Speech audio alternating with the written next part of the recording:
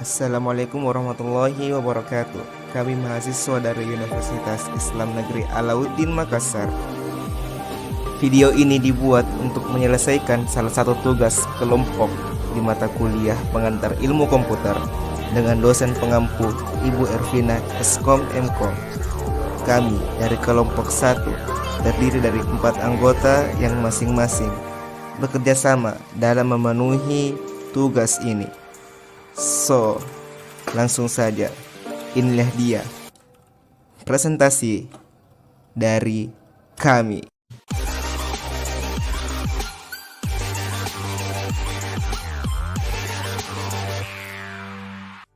Oke, saya Muhammad Zohair Hamzah. Di sini saya akan memandu video presentasi pada kesempatan kali ini. Tapi sebelum kita membahas lebih lanjut, izinkan kami perkenalan terlebih dahulu.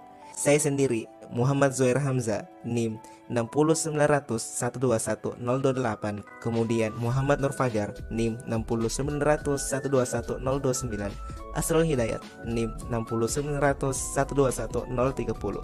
Yang terakhir, Destika Basma, NIM 60900121031. Kami dari kelompok 1 akan membahas tentang Central Processing Unit atau yang biasa kita kenal dengan istilah CPU. Assalamualaikum warahmatullahi wabarakatuh. Saya Destika Basma. Di sini kita akan membahas tentang CPU, di mana terdapat 6 poin dalam materi tersebut. Yang pertama yaitu pengertian CPU, yang kedua komponen CPU, yang ketiga proses CPU, di mana ketiga poin ini akan dibahas oleh saya sendiri.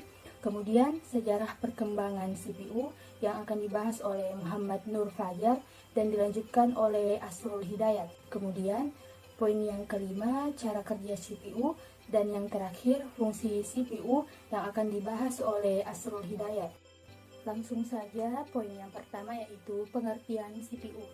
Apa sih itu CPU?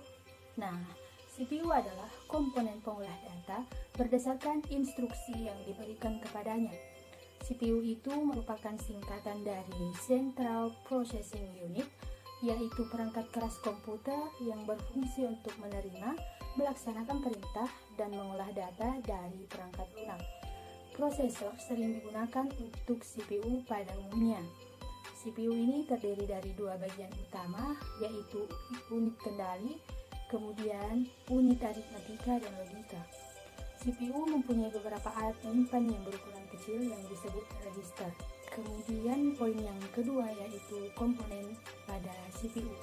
Dalam CPU ini terdapat 4 komponen. Yang pertama yaitu control unit, memiliki tugas untuk mengontrol operasi CPU dan secara keseluruhan mengontrol komputer sehingga terjadi sinkronisasi kerja antar komponen dalam menjalankan fungsi operasinya. Kemudian komponen yang kedua yaitu Arithmetic and Logic Unit yang bertugas membentuk fungsi-fungsi pengolahan data komputer.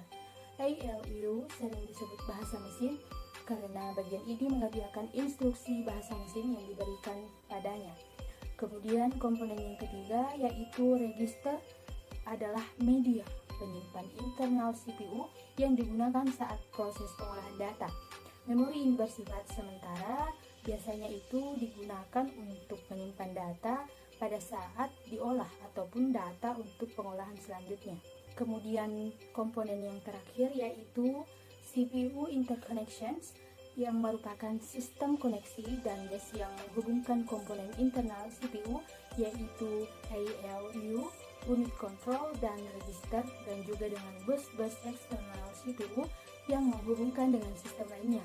Sistem lain yang dimaksud ini seperti memori utama, piranti, masukan atau keluaran. Lanjut ke poin yang ketiga yaitu proses dari CPU. Nah, apa saja proses dari CPU ini? Di sini terdapat 4 proses CPU, yaitu yang pertama, CPU melakukan operasi aritmatika dan logika terhadap data yang diambil dari memori atau dari informasi yang dimasukkan melalui beberapa perangkat keras. Kemudian yang kedua, CPU dikontrol menggunakan sekumpulan instruksi perangkat lunak komputer. Perangkat lunak tersebut dapat dijalankan oleh CPU dengan membacanya dari media penyimpan. Kemudian yang ketiga, Instruksi-instruksi tersebut kemudian disimpan terlebih dahulu pada memori fisik atau disebut dengan RAM. Kemudian selanjutnya, CPU dapat mengakses data pada RAM dengan menentukan alamat data yang dikehendaki. Assalamualaikum warahmatullahi wabarakatuh. Saya Muhammad Nur Fajar dari kelas B akan menjelaskan tentang sejarah perkembangan CPU. Pertama, mikroprosesor 808 tahun 1972. Pada tahun 1972, Intel mengeluarkan prosesor ini yang berkecepatan 2 kali lipat dari prosesor yang terdahulu. Mikroprosesor ini merupakan yang pertama kali menggunakan 8 bit. Yang kedua, mikroprosesor 8080 1974. Pada tahun 1974, Intel mengeluarkan lagi prosesor terbarunya. Pada seri ini melakukan perubahan dari prosesor MP multi voltage menjadi triple voltage.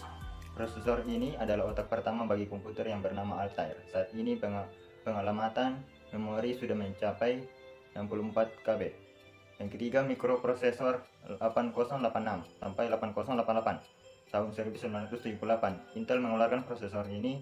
Sebuah penjualan dalam divisi komputer terjadi pada produk untuk komputer pribadi buatan IBM yang memakai prosesor 8088 yang berhasil mendongkrak nama Intel. Yang keempat, mikroprosesor 286 tahun 1982. 4 tahun berselang Intel mengeluarkan produk terbarunya yaitu prosesor 286. Intel 286 atau yang lebih dikenal dengan nama 80286 adalah sebuah prosesor pertama kali dapat mengenali dan menggunakan software yang digunakan untuk prosesor sebelumnya. Yang kelima, mikroprosesor Intel 386 tahun 1985. Intel 386 adalah sebuah prosesor yang memiliki 275.000 transistor yang tertanam di prosesor yang jika dibandingkan dengan 4004 memiliki 100 kali lipat lebih banyak dengan 4004. Yang keenam, mikroprosesor Intel 486 tahun 1989.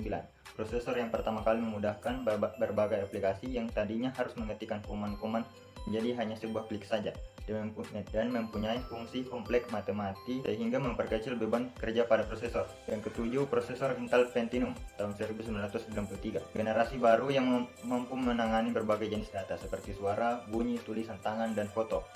Yang kedelapan, prosesor Intel Pentium Pro tahun 1995. Prosesor yang dirancang untuk digunakan pada aplikasi server dan workstation yang dibuat untuk memproses data secara cepat. Prosesor ini memiliki 5,5 juta transistor yang tertanam. Yang kesembilan, prosesor Intel Pentium 2 tahun 1997. Prosesor ini merupakan prosesor yang menggabungkan Intel MMX yang dirancang secara khusus untuk mengolah data, video, audio, dan grafik secara efisien. Terdapat 7,5 juta transistor terintegrasi dalamnya sehingga dengan prosesor ini penggunaan PC mengolah berbagai data dan menggunakan internet dengan lebih baik. Yang ke-10, prosesor Intel Pentium 2 Xeon tahun 1998. Prosesor yang dibuat untuk kebutuhan pada aplikasi server. Intel saat itu ingin memenuhi strategi yang ingin memberikan sebuah prosesor unik untuk sebuah pasar tertentu. Yang ke-11, prosesor Intel Celeron tahun 1999 merupakan prosesor yang lebih ditujukan untuk pengguna yang tidak terlalu membutuhkan kerja prosesor yang cepat bagi pengguna yang ingin membangun sebuah sistem komputer dengan harga yang tidak terlalu besar. Yang ke-11, prosesor Intel Pentium 3 tahun 1999 merupakan proses yang diberi tambahan 70 instruksi baru yang secara dramatis memperkaya kemampuan pencitraan tingkat tinggi 3D, audio, streaming, dan aplikasi-aplikasi video serta pengolahan suara. Ke-13, prosesor Intel Pentium 4 tahun 2000. Ini merupakan produk Intel yang kecepatannya mampu menembus kecepatan hingga 3,60 GHz. Pertama kali keluar prosesor ini berkecepatan 1,5 GHz dengan form factor pin 423. Prosesor Intel Titanium tahun 2001. Prosesor pertama berbasis 64 bit yang ditujukan bagi pemakaian pada server dan workstation serta pemakai tertentu. Prosesor ini sudah dibuat dengan struktur yang benar-benar berbeda dari sebelumnya berdasarkan pada desain dan teknologi EPIC.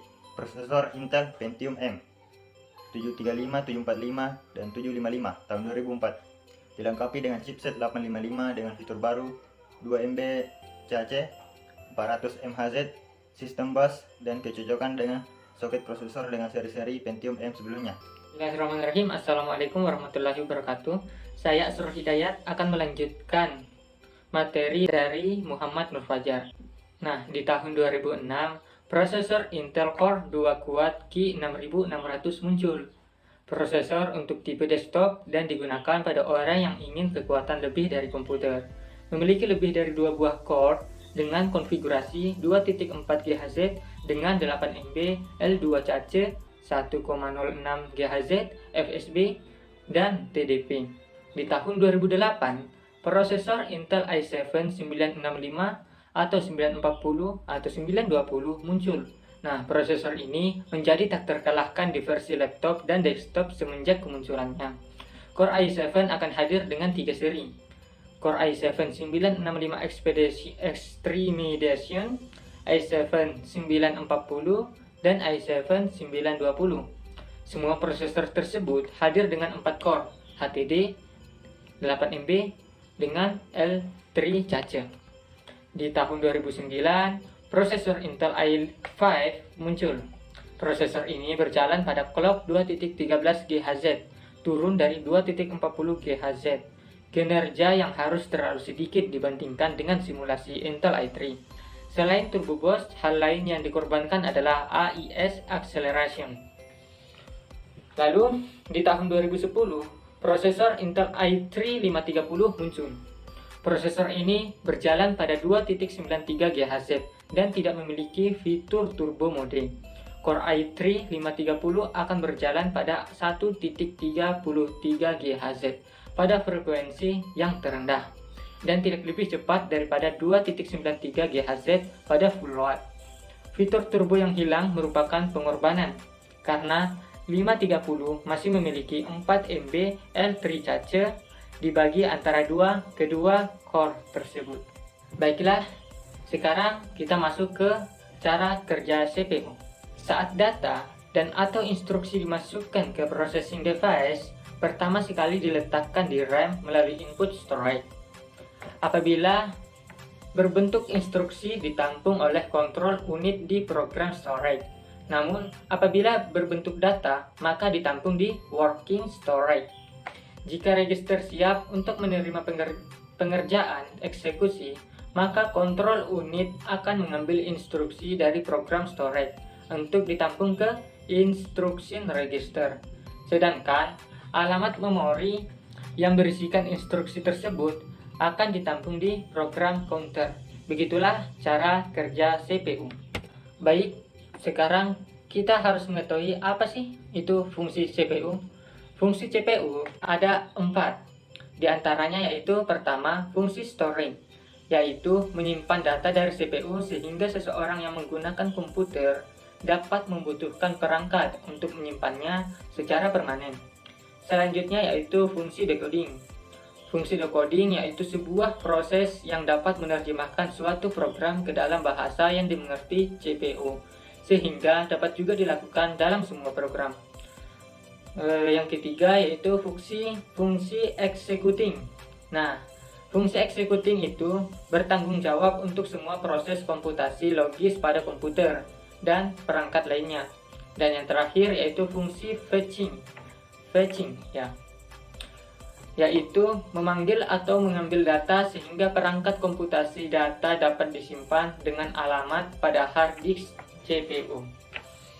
Jadi kita ketahui fungsi CPU ada 4. Pertama yaitu fungsi storing, fungsi decoding, fungsi executing, dan fungsi fetching. Oke, cukup sekian video presentasi pada kesempatan kali ini. Kami dari kelompok 1 mengucapkan terima kasih buat kalian yang sudah menonton video ini. Sekian, wabillahi taufiq wal hidayah. Assalamualaikum warahmatullahi wabarakatuh. Surga Ki.